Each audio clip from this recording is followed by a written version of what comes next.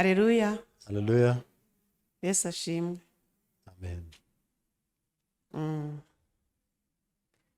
Ubuhamya burahari ni bwinshi kandi bwiza bw'imirimo y'Imana. The testimonies are so many and they are good about the works of God. Reka dusome Abefeso 8. We shall read in the book of Ephesians.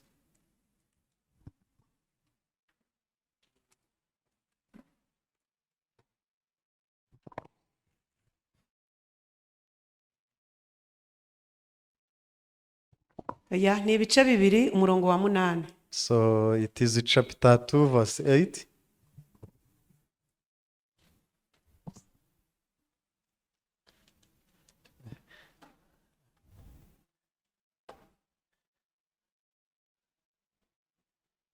Abefeso ibice bibiri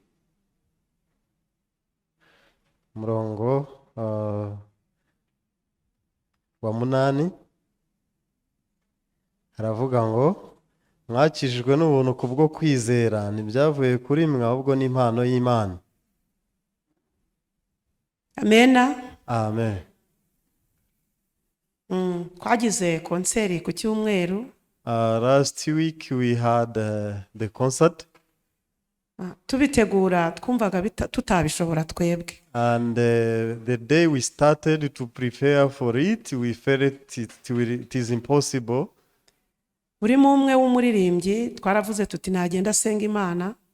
And everyone among the singers, we devised each other to go and we pray God.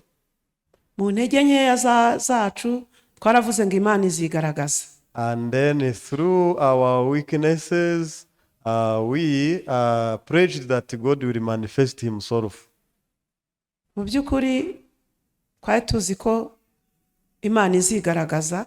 And we knew that God will manifest himself. Haba mu byo kurya, haba mu byo kunywa, haba mu miririmbire. So about food, drinks, and the performance. Ariko Imana yari igaragaje. And God of course manifested himself. Bibiliya iravuga ngo twakijijwe n'ubuntu kubwo kwizera. The Bible says for by grace we have been saved through faith. Nkuko mubizi twajyaga tugira umuhate wo kuvuga ngo tugaragare neza imbere y'Imana ariko ntibyadukundiraga. As you remember, we used to try to show the zeal and we appear good in the eyes of God, but we failed.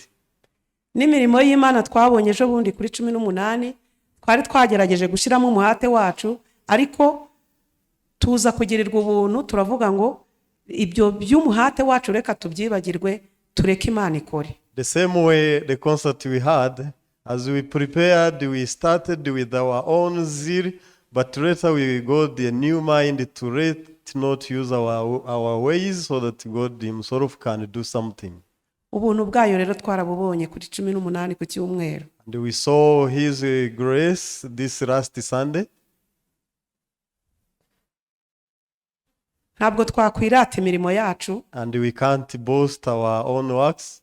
Ahubwo turirata ubuntu bw'Imana. And we are boasting the works of God and his grace. Imirimo y'Imana twarayibonye. We saw the works of God.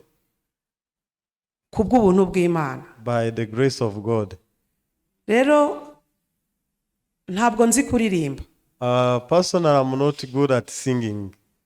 Ariko nagarutse muri korali Glorious Choir kubera ko korali Glorious Choir yari ifite indirimbo zankoze ku mutima nyakira gakiza. So but I rejoined the Glorious Choir because it has the good songs which touched me the day I received the salvation.